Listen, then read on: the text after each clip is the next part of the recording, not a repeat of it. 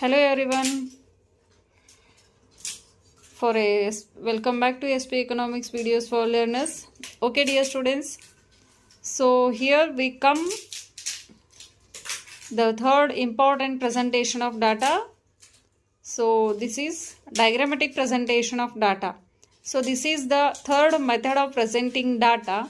This method provides the quickest understanding of the actual situation to be explained by data in comparison to tabular and textual presentations of data. So diagrammatic presentation of data, this is the third method of presenting data. This method provides the quickest understanding and easiest to understanding of the actual situation to be explained by data in comparison to tabular and textual presentation of data. And also diagrams may be less accurate but are much more effective than tables in presenting the data. Okay, ವಿದ್ಯಾರ್ಥಿಗಳೇ and my dear viewers, ಈ ರೇಖಾಚಿತ್ರದ ಮೂಲಕ ನಿರೂಪಣೆ, ದತ್ತಾಂಶಗಳ ನಿರೂಪಣೆ ಇದು ಮೂರನೇ ಪ್ರಮುಖ ದತ್ತಾಂಶಗಳ ನಿರೂಪಣೆಯ ವಿಧವಾಗಿದ್ದು, ಇದು ಸರಳ ಮತ್ತು ಅತಿ ಬೇಗವಾಗಿ ಅರ್ಥ ಮಾಡಿಕೊಳ್ಳಲು ಇರುವಂಥ ಸರಳವಾದ ವಿಧಾನ, ದತ್ತಾಂಶಗಳ ನಿರೂಪಣೆಯ ವಿಧಾನ ಅಂತ ಹೇಳ್ಬೋದು.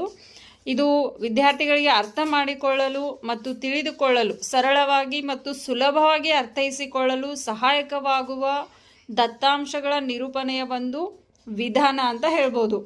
ಈ ಪಠ್ಯ ನಿರೂಪಣೆ ಮತ್ತು ಕೋಷ್ಟಕ ನಿರೂಪಣೆಗಳಿಗೆ ಹೋಲಿಸಿದಾಗ ರೇಖಾಚಿತ್ರದ ದತ್ತಾಂಶಗಳ ನಿರೂಪಣೆಯು ಅತಿ ಸುಲಭ ಮತ್ತು ಸರಳವಾದ ವಿಧಾನ ಅಂತ ಹೇಳ್ಬೋದಾಗಿದೆ.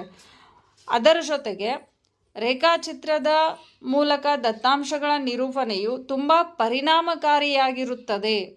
ಇದು ಕೋಷ್ಟಕದ ಮೂಲಕ ದತ್ತಾಂಶಗಳ ನಿರೂಪಣೆಗಿಂತಲೂ ಹೆಚ್ಚಾಗಿ ಎಫೆಕ್ಟಿವ್ ಆಗಿರುತ್ತೆ, ಮಕ್ಕಳಿಗೆ ಬೇಗ ಅರ್ಥ ಆಗತ್ತೆ. ರೇಖಾಚಿತ್ರದ ಮೂಲಕ ದತ್ತಾಂಶಗಳನ್ನು ನಿರೂಪಣೆ ಮಾಡೋದು ಸುಲಭ, ಸರಳ, ಅರ್ಥೈಸಿಕೊಳ್ಳುವ ವಿಧಾನದ ಜೊತೆಗೆ ಪರಿಣಾಮಕಾರಿಯಾಗಿ ಅರ್ಥೈಸಿಕೊಳ್ಳಬಹುದು. ಮಕ್ಕಳ ಮೇಲೆ ಬಹಳ ಬೇಗ ಪರಿಣಾಮ ಬೀರಿ ಅರ್ಥ ಮಾಡ್ಕೊಳ್ಳೋದಕ್ಕೆ ಸಹಾಯ ಆಗುತ್ತೆ. Do subscribe the channel.